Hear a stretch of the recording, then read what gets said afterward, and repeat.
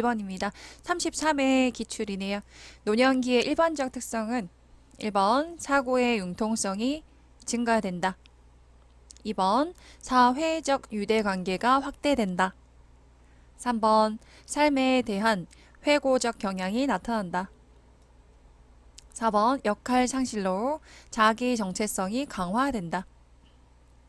5번 내향성의 감소로 매사에 신중해진다.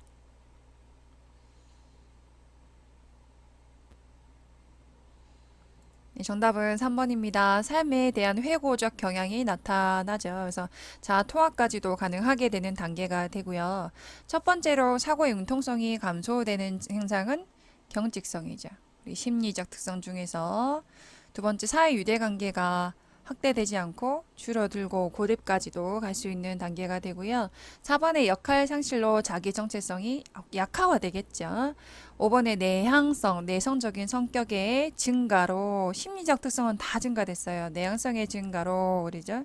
사회적 활동이 감소하는 특성이고 뒤에 보시는 매사에 신중해져서 중립을 지키기도 하는 그런 단계는 조심성이 되겠죠. 앞뒤가 다르네요. 표준교재 페이지 13쪽에 심리적 특성을 보고 가겠습니다. 첫 번째 우울증 경향의 증가는 다실차, 불면증, 잠도 자기 싫고 식욕 부진, 체중 감소 같은 신체적인 증상을 호소할 수 있겠죠. 두통이라든지 복통이라든지 기억력도 저하되고 흥미도 의욕도 상실해서 자살 충동까지도 갈 수 있는 단계가 되고요. 두 번째로 내향성도 증가하죠. 일단 심리 특성은 다 증가한다. 그죠? 내향성은 내성적인 성격 생각하시면 되고 사회적 활동이 감소하고 타인과 만나는 것을 기피하는 현상입니다. 세 번째로 조심성 증가죠. 할까 말까 고민하시면서 선택을 못하기도 하는 거. 그래서 키워드는 중립과 신중이죠. 질문이나 문제에 대해서 대답을 할지 망설이거나 하지 못해서 때로는 중립을 지키기도 하고요. 그래서 결단이나 행동이 느려지고 매사에 신중해지는 특성이 있습니다. 네 번째로 경직성의 증감이다. 뭔가 뻣뻣한 느낌이 드네요. 매사 융통성이 하나도 없고, 그죠? 새로운 변화를 싫어하고 고집스럽고 도전적인 일을 꺼리는 경향은 경직성의 증가고 자주 나오기도 하지요. 다섯 번째, 생애에 대한 회고의 경향. 이번 시험 문제네요. 자신의 지나온 일생의 여러 요인들을 파노라마처럼 쫙 떠올려보게 되면서 엉어리졌던 감정도 해소하고 이런 과정들에 담담해지면서 자토화까지 가시면서 다가오는 죽음을 편안한 마음으로 맞이할 수 있게 하는 특성이 되겠습니다. 여섯 번째로 친근한 사물에 대한 애착심도 증가를 하겠죠. 그래서 세월의 흐름 속에서 살아온 과정 속에서 나의 정체감을 유지하기 위해서 그런 사물에 대해서 하는 애착심이 증가를 한다는 거고요. 일곱 번째로는 유산을 남기려는 경향. 자신이 가치 있는 삶을 살았다는 것을 인정받고자 하는 특성이 됩니다. 마지막으로 의존성의 증가, 경제적, 정신적, 사회, 심리, 정서적 모든 면에서 더 의존하게 되는 경향이 있겠지요. 그 사회적 특성을 보시면 총 4가지입니다. 첫 번째 역할 상실, 가장 대표적인 사건은 은퇴입니다. 그래서 역할을 잃게 돼서 심리적으로 위축될 수도 있고 경제적 빈곤도 나타날 수 있고 세 번째는 유대감의 상실이에요. 그래서 단순화된 관계 속에서 넓게 사회생활 하시다가 이제 단순화된 관계가 되면서 고독감도 증가하고 우울증도 증가할 수 있겠다. 그죠? 네 번째로 사회적 관계 위축, 그래서 신체적 노화를 경험하게 되면서 당뇨나 고혈압 같은 복합적이고 만성적인 질환을 갖게 되면서 이런 특징 때문에 사회적에서도 부정적으로 작용하기도 한다라고 보시면 되겠습니다. 문제 2번입니다. 다음 중 노인 장기 요양보험급여 대상자는 하고 물어보았습니다. 첫 번째, 뇌출혈로 병원에 입원한 55세 여성. 2번, 결핵으로 일상생활이 어려운 50세 남성. 3번, 혈관성 치매로 일상생활이 어려운 60세 남성. 4번, 고혈압이 있고 일상생활이 가능한 65세 여성. 5번, 뇌경색에서 회복되어 일상생활이 가능한 70세 남성. 정답은 3번. 혈관성 치매로 일상생활이 어려운 60세 남성이 되겠지요. 65세 미만이면은 거동이 불편하단 말이 있어야 되고 노인성 질환이 있어야 되죠. 그래서 혈관성 치매 맞네요. 1번은 뇌출혈은 맞아요. 그리고 병원에 입원하거나 치료 중은 안 되죠. 건강보험 있죠. 국민건강보험과 중복으로 안 되는 겁니다. 그래서 입원하거나 치료는 안 된다. 두 번째 먼저 나이를 볼게요. 50세입니다. 그죠? 50세면은 65세 미만이기 때문에 거동 불편함이 있어야 되고 노인성 질환이 있어야 되는데 결핵이 안 되죠. 그죠? 4번에 나이를 볼게요. 65세 이상이니까는 거동 불편만 있으면 된다. 그죠? 근데 일상생활이 가능하다고 해서 안 되는 거죠. 5번에 나이부터 보시면 70세. 65세 이상이니까 거동이 불편하단 말이 있어야 되는데 일상생활이 가능하다 해서 안 되는 거죠. 그래서 정리를 해볼게요. 34쪽에 보시면은 노인 장기 요양보험 제도의 장기 요양급여 대상자. 그러면 65세 이상 또는 65세 미만이나 노인성 질병을 가진 자예요. 그래서 65세 이상은 질환 상관없고 65세 미만은 질병이 있어야 된다. 그죠? 그 공통적인 사항은 거동이 불편하거나가 무조건 들어가셔야 돼요. 일상생활이 불편한 상태 또는 치매 등으로 인지가 저하되어서 6개월 이상 혼자서 일상생활을 수행하기 어려운 사람, 그래서 치매 등급도 포함이 되긴 하지만 지금 크게 보시면 일단 나이를 기준으로 65세 딱 그어요. 65세 이상이다. 65세 포함이 되죠. 거동 불편함이 있어야 되고 65세 밑에다. 미만이면은 거동 불편 플러스 나이가 적으니까는 뭐가 있어야 된다? 노인성 질병이 있어야 돼요. 그래서 크게 보시면 치매, 알츠하이머나 혈관성 치매, 뇌졸중, 경색이냐, 출혈이냐, 그리고 파킨슨까지 자주 나오는 질환이 될 거고요. 우리 책에 보시면은 다양한 뭐 질병 코드가 많아요. 엄청 많은데 그 중에서 우리 시험에서 좀 보실 거는 치매죠. 그래서 아까 말씀드렸던 혈관성 치매나 알츠하이머 치매가 되겠고요. 그리고 뇌졸중은 뇌출혈이나 아니면은 뇌경색 될 거고요. 그리고 파킨슨까지 중요하게 보시는데 최근에 10년 동안 거의 나오지 않은 질환, 그러니까 새로 시도를 할 수 있는 질환이 세 가지 정도 더 봐주셨으면 좋겠어요. 그래서 뭐냐면 기저핵의 기타 퇴행성 질환, 중풍후유증, 진전도 가져갑시다.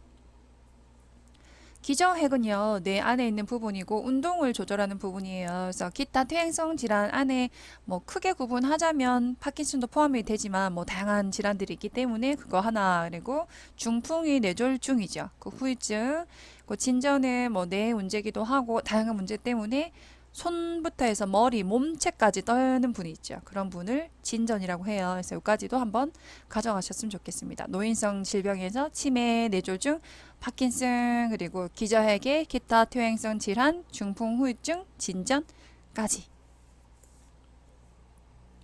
3번입니다. 노인 장기 요양 서비스 전달 체계에서 국민건강보험공단의 업무는 1번 장기 요양 등급 판정, 2번 장기 요양 서비스 제공, 3번 장기 요양 서비스 비용 청구, 4번 장기 요양 서비스 신청 및 계약, 5번 장기 요양 서비스 사업자 설립 신고.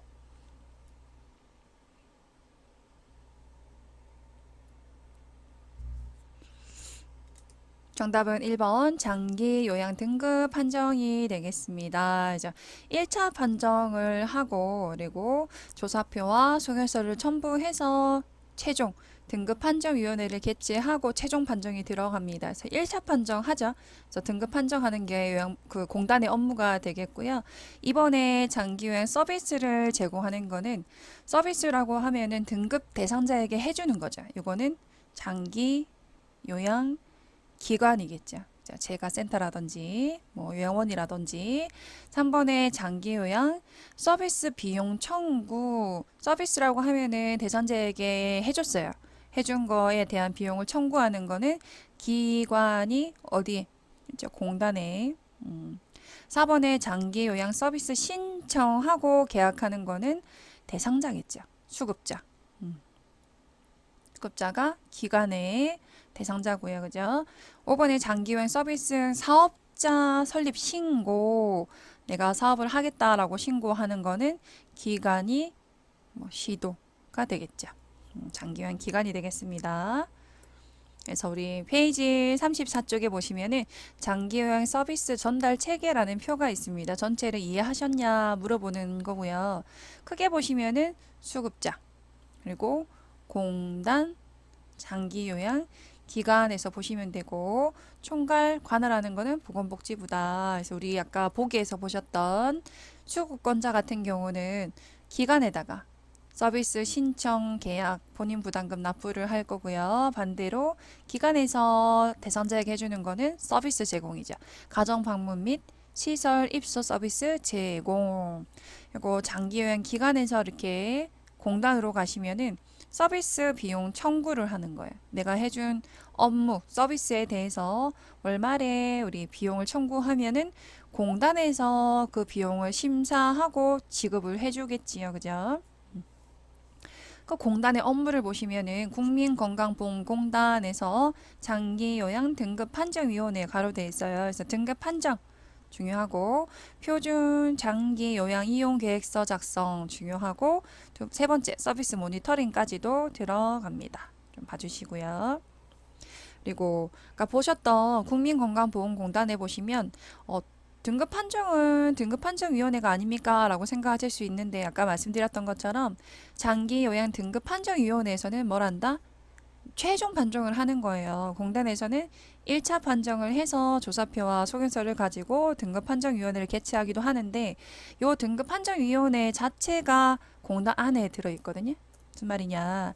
노인장기요양보험법 52조 등급판정위원회 설치 참고로 보시면, 장기요양 인정 및 장기요양 등급 판정을 희미하기 위해서 공단의 장기요양 등급 판정회를 둔다는 거예요. 그래서 등급 판정위원회는 시군구 단위로 설치를 하는데 15인으로 위원으로 구성이 돼요. 그래서 그 위원은 공단 이사장이 위촉을 해요. 의사 한 의사 한 명이 포함된 15인 위원으로. 이렇게 참고로 좀 보시고요. 최종 판정이라고 하면은 당연히 등급판정위원회가 되겠지요. 네. 4번 요양보호사가 지켜야 하는 서비스 제공 원칙은 1번 보호자에게 필요한 서비스를 제공한다. 2번 응급 상황 시 우선순위에 따라 의료 행위를 한다. 3번 대상자의 잔존 능력을 고려하여 서비스를 제공한다. 4번 상태 변화가 있어도 계획대로 서비스를 제공한다. 5번 대상자의 생활 방식을 요양보호사의 기준에 맞춘다. 정답은 3번입니다. 대상자의 잔존, 남아있는 능력을 고려하여 서비스를 제공해서 최대한 스스로 할 수 있게 도와주시는 거죠. 1번은 보호자가 아니고 대상자에게 필요한 서비스를 제공하시고, 2번은 응급 상황 시 우선순위에 따라 하시는 건 맞는데 의료 행위가 틀렸어요. 응급 행위는 맞지만 의료 행위는 의료인이 하는 겁니다. 4번에 상태 변화가 있어도 계획대로 서비스를 제공한다가 아니고, 상태 변화가 있다면은 보고를 하셔야겠죠. 기관에다가 확인을 하시고 서비스를 제공하시지 마음대로 하시면 안 된다. 5번에 대상자의 생활 방식을 요양보호사 기준에 맞추는 것이 아니고 대상자의 기준에 맞춰야겠지요. 페이지 60쪽에 거의 매회 나오는 요양보호 서비스 제공 원칙입니다. 그죠? 서비스 개시 전에 대상자의 성격, 습관을 확인하시고, 아까 보셨던 대상자의 능력을 최대한 활용하기 위해서 남아있는 잔존 능력을 활용합니다. 그죠? 그 서비스 제공 전에 대상자에게 충분히 설명하고, 그리고 대상자가 동의한 경우에 서비스를 제공하는 것이지 가족 동의 아닙니다. 그죠? 대신에 치매 등으로 인지 능력이 없는 경우에는 보호자 동의도 괜찮습니다. 그죠? 그 개인정보 및 서비스 제공 중에 알게 된 비밀을 누설하시면 안 되겠고, 그런 서비스도 대상자에게만 제한해서 제공을 하시는 거죠. 가족에게 서비스 제공하는 것이 아닙니다. 네. 상태 변화 등으로 서비스를 추가하거나 변경이나 의료적 진단이 필요한 경우는 일단은 보고하시고 하시면 되겠고, 그리고 의료행위 안 된다 있죠. 그래서 흡인, 가래 뽑는 거 안 되고, 비위관, 삽입, 콧줄 꽂는 거 제거도 안 되고요. 관장, 변비 있을 때 안 되고요. 도뇨, 소변 빼는 거 안 되고요. 욕창 관리 안 됩니다. 된다고 생각하시는 분들은 체외 변경 아닙니까? 라고 생각하시는데, 욕창 관리는요, 드레싱이에요. 욕창 드레싱은 의료 행위로 들어가기 때문에 안 됩니다. 수가도 들어가요. 투약 안 됩니다. 대신에 경구약 돕기, 외용약 돕기는 되죠. 알약이 경구약, 외용약 뭐 파스 같은 거. 그래서 의료 행위는 다 안 된다는 거. 그래서 의료 행위와 요양보호사 업무를 구분하는 것은 중요한 문제. 서비스 제공 중에 대상자에게 응급 상황이 발생한 경우는 우선순위에 따라서 급한 순서에 따라서 응급처치를 하는 것이고, 대상자와 수직 관계가 아니고 상호 대등한 수평적 관계다라고 이해하시면 되겠습니다. 5번 다음 중 노인 장기 요양 지원 센터 역할로 옳은 것. 1번 장기 요양 인정 신청, 2번 장기 요양 급여 비용 지급, 3번 장기 요양 재정 정책 수립, 4번 장기 요양 요원 권리 침해 상담, 5번 장기 요양 서비스 제공 계획 수립.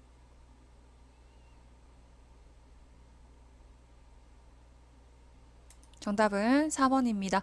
장기 요양 요원 권리 침해 상담에서 이 문제는 2016년도에 이제 노인 장기 요양보험법에 신설된 항목이기 때문에 개정되고 거의 처음 나왔고 최근에 2회 정도 나오고 있습니다. 그래서 요양보호사 인권 보호를 위한 법적 근거가 되겠고요. 페이지는 89쪽. 장기 요양 요원 지원 센터를 설치해서 장기 요양 요원의 1번 권리 침해에 관한 상담 및 지원, 두 번째, 역량 강화를 위한 교육 지원, 세 번째, 건강검진 등 건강관리를 위한 사업 지원 등을 지방자치단체에서 하고 있다라고 이해하시면 되겠습니다. 페이지 90쪽에 보시면 지방자치단체는 요양보호사의 처우 개선 및 지위 향상에 관한 조례를 제정하고 업무 관련된 폭언, 성희롱, 으로부터 보호받을 수 있도록 적극적 조치를 취하고 있습니다. 첫 번째로는 장기 요양 기관 있죠. 재가센터라든지 요양원 같은 운영과 관련된 위법, 부당행위, 그 밖의 비리 등을 관계, 행정기관과 수사기관에 신고하는 행위로 인해서 징계 조치나 불이익 같은 처벌을 받지 않도록 조치하고 있고요.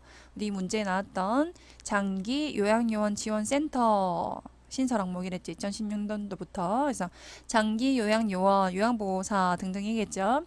장기 요양 요원에 대한 사회적 인식 제고 및 높이고, 권익도 높이고, 육체, 정신 스트레스도 예방하고 해소하기 위한 건강 증진, 직무 교육, 장기 요양 요원의 취업, 상담, 지원 및 그 밖에 복리 향상에 힘쓰고 있는 곳이 되겠습니다. 또 나올 수 있겠죠. 여섯 번째는 2장 기초지식입니다. 위험 증상을 완화하는 데 도움이 되는 방법. 1번 하복부를 마사지한다. 2번 염장식품의 섭취를 격려한다. 3번 부드러운 유동식을 제공한다. 4번 음식을 뜨겁게 해서 제공한다. 5번 음식 섭취량을 늘리도록 한다.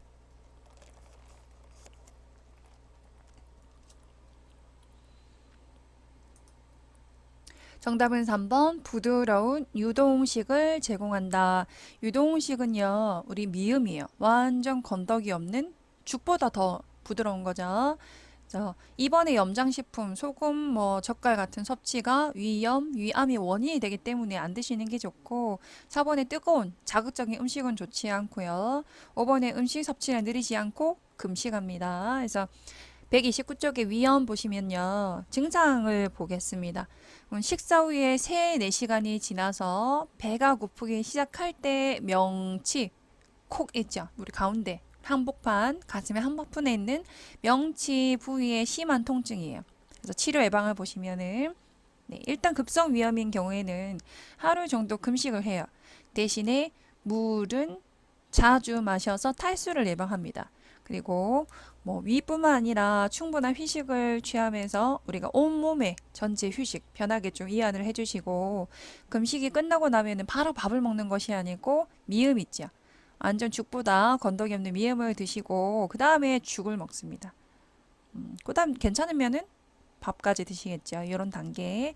그 처방받은 제산제, 산을 죽이는 약물, 겔포스 같은 거 있죠. 진정제 같은 약물을 사용하시고 처방을 받아야 된다는 거. 그죠?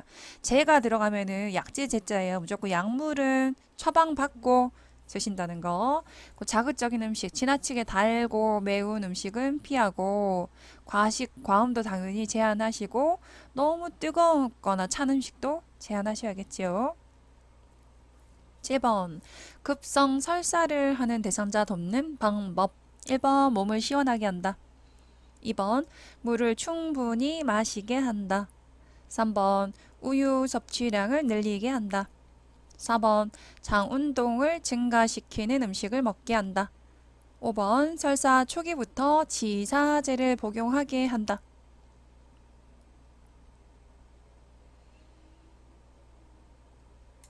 정답은 2번 물을 충분히 마시게 해서 탈수를 예방한다입니다. 금식은 하되 물은 마셔야겠죠.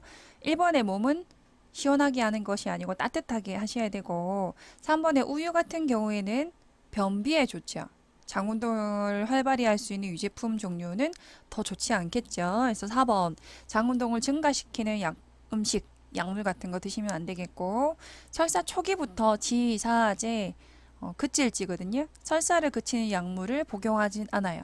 초반에서 뭐 설사를 하는 거는 안에 있는 염증을 빼내는 것이기 때문에 차라리 정상 반응이기 때문에 그냥 설사를 적적 하는 게 낫습니다. 금식하면서 항생제 쓰면서 물은 마시고 이런 식으로. 135쪽에 설사 보겠습니다. 원인을 보시면은 뭐 장애 감염이나 스트레스나 병원군에 오염된 음식물 식중독 증상이 있을 때 설사를 할 수 있고요. 뭐 궤양성 장질환이나 뭐 소화기능 저하 있을 때 그리고 중요한 거는 하제 약물의 남용을 했을 때 설사를 한다라고 보시면 돼요. 일단 하제가 뭐냐? 하제는 설사를 하게 하는 약물이에요. 그러면 언제 드시냐? 변비가 있을 때 드세요. 근데 너무 약을 많이 먹은 거예요. 남용. 남용 넘칠 남자죠? 과다하게 많이 먹었어요. 변비가 있어가지고 한 알을 드셔야 되는데 5알을 드신 거예요.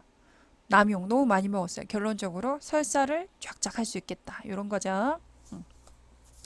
저 증상에서 보시면은 피나 뭐 이런 게 섞이는 변이 나올 수 있어요. 혈성설사, 물설사 보실 수 있고 치료 예방이 중요. 그러면은 몸과 마음을 안정시키고 몸은 따뜻하게 유지하는 게 좋죠. 배 핫팩 같은 거 대주시고 두 번째 음식 섭취량은 줄이되 금식화되 물은 충분히 마셔서 탈수 예방하는 게 좋습니다. 병원이라면은 수액 맞으면서 아예 물도 안 드시는 게 좋은데 제가 그러니까 대상자 집 같은 경우에는 수액 맞기 힘드니까는 미지근한 물, 따뜻한 물 마셔가지고 탈수 예방하시는 게 좋습니다. 음식은 금식. 꼭 장 운동을 증가시키는 음식 있죠. 매운 후추라든지 카페인이라든지 술, 고섬유소, 나물 같은 거, 장 운동을 하게 하는 음식이나 유제품 같은 거, 고지방 드시면 안 되겠죠. 그 지사제는 함부로 써서는 안 돼요. 일단은 제에 들어가면은 처방에 따라 복용하셔야 되는데 그 지사제조차도 꼭 필요한 경우에만 짧게 사용하는 경우고 거의 보통 사용을 잘 하진 않습니다. 필요시는 해야겠죠. 그죠? 처방에 따라서. 8번 노화에 따른 심혈관계의 변화는 1번 최대 심박출량 감소, 2번 심장 근육 두께 감소, 3번 심박동수 증가, 4번 심장의 탄력성 증가, 5번 말초혈관의 저항 감소. 정답은 1번입니다. 최대 심박 출량 감소. 최대 가장 많이 심박 출량은요. 심장에서 내보내는 피의 양이에요. 그죠? 이게 감소가 되겠죠. 혈액순환이 안 되니까. 두 번째 심장 근육 두께 감소하진 않아요. 두께는 두꺼워집니다. 두꺼워지면서 탄력성이 떨어지겠죠. 자, 세 번째 심박동수도 감소를 해요. 우리 맥박, 그죠? 박동수가 감소하면서 한번 팔딱팔딱 할 때마다 심장에서 피를 내보내고 차고 내보내고 차고죠. 심박동수는 감소를 합니다. 네 번째, 심장의 탄력성도 감소를 하죠. 입원해서 심장 두께 근육이 두꺼워졌기 때문에 탄력성이 떨어지겠죠. 5번의 말초 혈관의 저항은 증가를 합니다. 혈액순환이 되지 않으면서 심장에서 나간 피가 돌아오는데 저항을 받는 거죠. 고혈압 생각하시면 되겠다. 그죠? 146쪽의 노화에 따른 심혈관계 특성을 보시면 일단 심장 크기는 변하지 않습니다. 커진다 하면 틀립니다. 심장 크기는 변하진 않은데 근육이 증가해서 두꺼워져서 심장은 근육이거든요. 팔딱팔딱 해야 되는데 그 탄력성이 떨어지는 거죠. 그렇죠? 그래서 심장 근육량 증가로 근긴장도 탄력성이 감소가 된다 보시면 되고 최대 심박출량 증가, 심박동수는 감소죠. 그죠? 맥박이 감소하는 거고 한번 심장에서 내보내는 피양이 줄어드는 거고 그리고 말초혈관은요. 중심혈관이 심장이거든요. 가장 먼 곳, 발끝, 뭐 팔끝 이렇게 생각하시면 돼요. 말초혈관으로부터 심장으로의 혈액 귀환, 다시 돌아오는 혈액순환이 감소되는 거예요. 그러니까 팔다리가 많이 저리죠. 심장에서 나갔다 돌아오는 피가 감소되니까. 그래서 말초혈관의 저항은 증가합니다. 고혈압은 애기들은 없죠. 나이가 들면서 혈관의 저항이 압이 올라가는 거예요. 예를 들어서 혈관이 있고 혈액이 있는데 나이가 들수록 혈관은 좁아지고 혈액량은 증가하는 거야. 그러면은 요 압이 증가할 수밖에 없겠죠. 그죠? 누워 있다가 갑자기 일어날 때, 뭐 우리가 앉아 있다가 확 일어날 때 체위 변경함에 따라서 직립성 저혈압이 발생하죠. 이게 기립성이라고 해요. 일어날 때 어지러운 것. 낙상 위험이 있기 때문에 조심하셔야 됩니다. 이것도 순환이 안 돼서 그런 거죠. 마지막은 정맥 약화로 하지의 부종과 정맥류 치질도 생겨요. 정맥은요, 심장에서 나가는 게 동맥, 들어오는 게 정맥. 그래서 심장에서 나갔다가 다리 부위에 피가 다시 올라오지 못하면서 판막에 문제가 생기면서 부종이 생기고 정맥류가 생기고 치질이 생기는 거죠. 그죠? 9번 골다공증이 있는 대상자의 골절 위험을 낮출 수 있는 방법은 1번 저체중을 유지한다. 2번 비타민 D를 섭취한다. 3번 칼슘 전체를 제한한다. 4번 침상 안정 시간을 늘린다. 5번 소량의 알코올을 규칙적으로 섭취한다.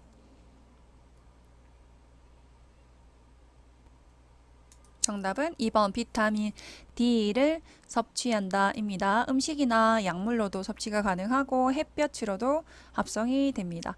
저체중은요 골다공증이 좋지 않아요. 체중이 약하면은 그만큼 골도 약하기 때문에 뼈도 약하니까 3번의 칼슘 섭취는 제한하는 것이 아니고 드셔야겠죠. 자, 4번에 침사 안정 시간 늘리면 안 되고 체중 부하 운동을 하셔야 돼요. 걷기 같은 거. 알코올 좋지 않겠죠. 156쪽의 골다공증 보시면은 뼈 세포가 상실이 되어서 골 밀도가 낮아져 가지고 골절이 발생하기 쉬운 상태이고 구멍이 숭숭숭숭 뚫려서 스펀지처럼 생긴 밀도가 떨어진 상태입니다. 치료 예방은요. 충분한 칼슘 섭취하셔야 되겠고 호르몬 치료도 중요합니다. 적당한 체중을 유지하시고 그 호르몬 같은 경우에는 여성 호르몬이 감소를 하면서 폐경 이후에도 골다공증이 더 많이 생기죠. 그래서 여성이 남성보다 많이 골다공증이 있는 이유가 되겠고요. 적당한 체중을 유지하라는 것도 체중이 낮으면은 뼈도 약해지니까. 그죠? 그래서 근육과 뼈에 힘을 주는 무슨 운동? 체중 부하 운동 해라. 너무 중요합니다. 걷기. 가벼운 조깅, 뭐 계단 오르내리기, 등산 이런 것들 무리하지 않는 선에서 내 체중이 꾹꾹 땅에 실리는 운동이 좋습니다. 음식으로 비타민 D를 섭취하시고 햇볕을 쬐매는 비타민 D 합성이 됩니다. 약물을 복용할 수도 있고요. 카페인 음식은 피해요. 소변으로 칼슘이 배설되기 때문에 피하시고 금주도 성호르몬이 감소되고 뼈 생성 자체가 억제되기 때문에 금주하셔야 되고 금연도 여성 호르몬이 감소되고 뼈가 약해지기 때문에 금연.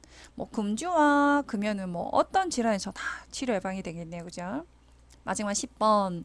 노인 대상자의 약물 복용 방법으로 옳은 것. 1번에 위장장애가 있을 때는 약의 용량을 줄인다. 2번. 코팅된 약을 삼키기 힘들 때는 쪼개서 복용한다. 3번. 약이 효과가 없을 때에는 임의로 마음대로 복용을 중단한다. 4번. 복용약이 있는 경우 건강기능식품 섭취는 의사와 상의한다. 5번. 약이 없으면 증상이 유사한 다른 대상자의 약을 먹는다. 정답은 4번입니다. 복용하는 약이 있는 경우에 건강기능식품 섭취 있죠. 홍삼이라든지 이런 것들은 상의하고 드셔야 되지 마음대로 드시면 안 된다는 겁니다. 1번에 위장장애가 있을 때는 약의 용량을 마음대로 줄이시면 안 되고 진료를 받고 상담을 하셔야 되고 2번에 코팅 약을 삼키기 힘들 때 쪼개서 마음대로 복용하시면 안 됩니다. 중간에 분할 선이 있는 것만 쪼갤 수 있다 했었고 3번에 약이 효과가 없을 때는 마음대로 복용 중단하시면 안 되고 진료 보고 상담하셔야 되고 약이 없다고 다른 대상자 약을 복용하시면 안 돼요. 다 신체나 증상이나 질환에 따라서 다 다르기 때문에 마음대로 다른 대상자 약 드시면 안 되겠죠.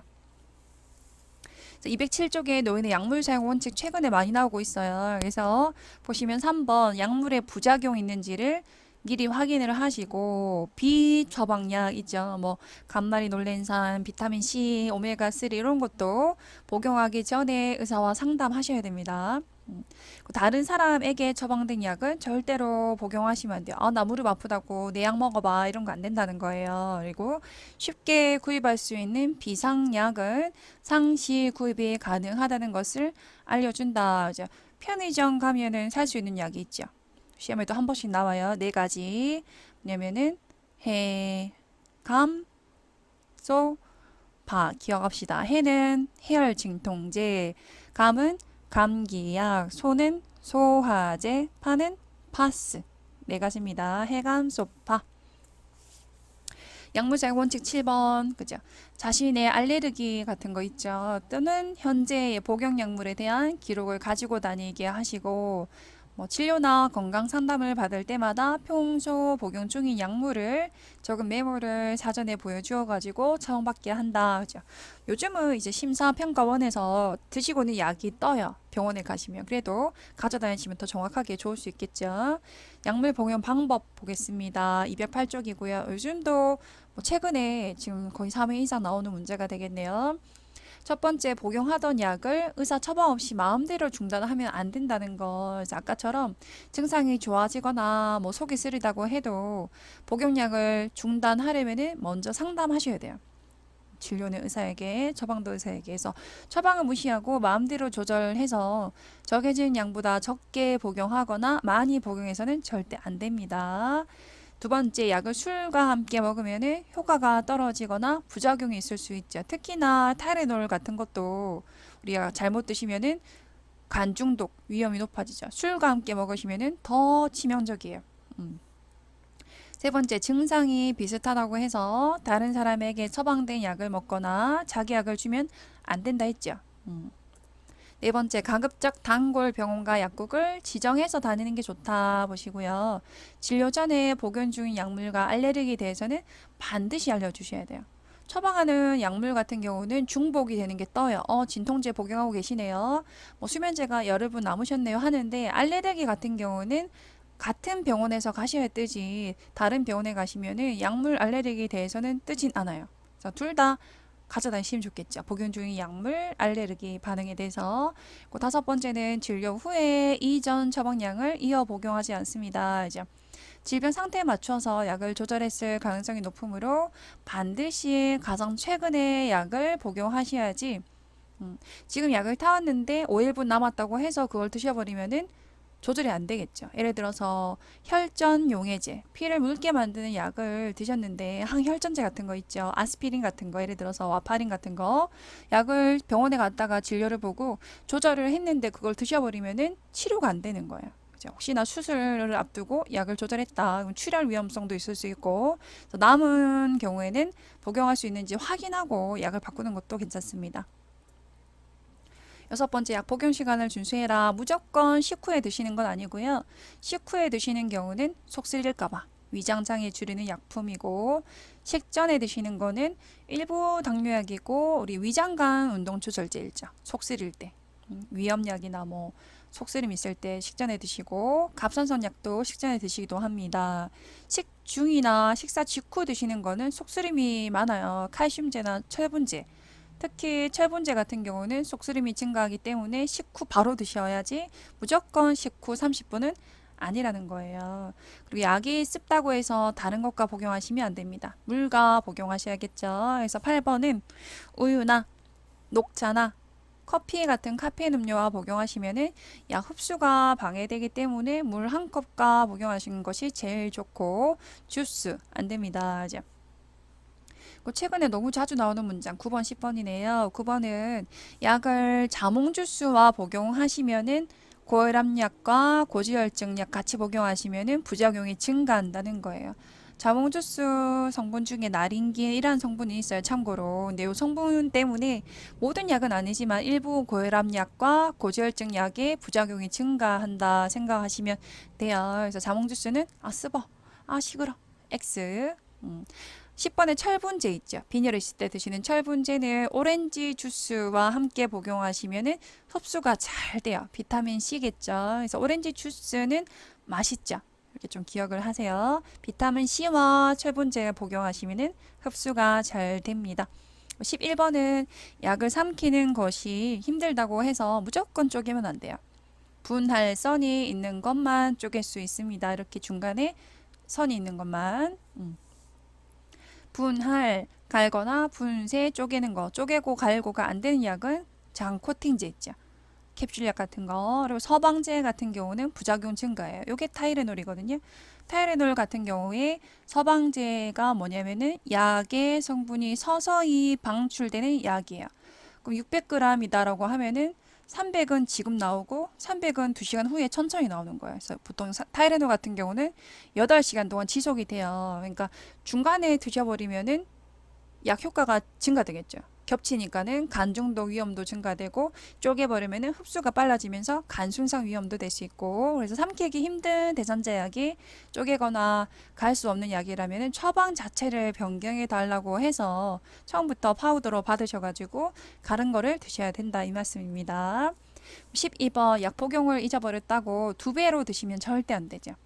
약 복용을 잊었다가 생각난 즉시 드시고, 다음 복용 시간이 가깝다고 하면은 다음 복용 시간에 복용하셔라. 점심을 띄우고 저녁을 먹으려 보니까는 저녁 시간에 가깝다. 그럼 점심 빼고 저녁을 드시라, 이 말이고, 마지막 건강기능식품도 의약품은 아니지만 의사 약사와 충분히 상의한 후 복용해라. 32의 기출이죠. 그래서 건강기능식품은 복용약과 상호작용이 서로 있으므로 복용 전에 주의사항을 확인하고 드셔야 되겠다. 209쪽에 보시면은 건강기능식품과 의약품을 함께 복용할 때 부작용이에요. 최근에 개정되고 나온 내용이기도 하죠. 쉽게 나오긴 했어요. 그때 32에 나온 거는 인삼, 홍삼이 나왔어요. 인삼, 홍삼은요, 고혈압약과 먹었을 때 혈압이 올라가요. 몸에 열을 내기 때문에 혈압 상승이 될 수 있습니다. 그리고 항혈소판제 같이 드시면은 피를 묽게 만드는 약이에요. 그래서 항혈소판제 같은 경우는요, 다 혈전, 피떡을 녹여서 피를 묽게 만드는 약물인데, 참고로 비슷한 약물 제제들, 그러면 항혈소판제와 혈액응고 억제제, 그리고 항혈전제, 혈전 용해제, 다 피떡을 녹이는 약물들이에요. 뭐 기전은 조금씩 다를 수 있는데, 아스피린 같은 거, 예를 들어서 그런 약물 드시면은 피를 묽게 하는 거기 때문에 홍삼도 혈액순환이 되는 거죠. 그래서 약효가 과잉될 수 있겠다. 오메가3 지방산, 오메가3도 피를 묽게 만드는 거기 때문에 혈액응고 억제제도 약효가 올라갈 수 있고요. 프로바이오틱스는 유산균이죠. 항생제와 같이 드셨을 때 약효가 떨어지겠죠. 좋은 균이고 항생제는 균을 죽이는 거니까.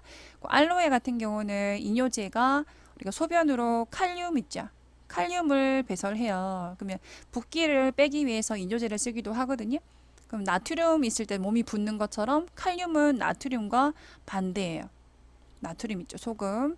그래서 나트륨과 반대기 때문에 알로에와 같이 이뇨제를 드시면은 소변이 너무 배출이 돼서 칼륨이 몸에 다 빠질 수 있다는 거. 붓기가 너무 빠진다는 거예요. 그죠? 간말이 놀랜 산도 혈액순환제죠. 그래서 항혈전제와 같이 드시면은 약효가 올라갈 수 있다. 그래서 좀 암기를 하는 법을 드리면은 끝에 삼이나 산 있죠. 인삼, 홍삼, 오메가3 지방산, 간말이 놀랜 산 같은 경우는 다 혈액을 묽게 만드는 약. 다시 말해서 아까 혈전약 있죠.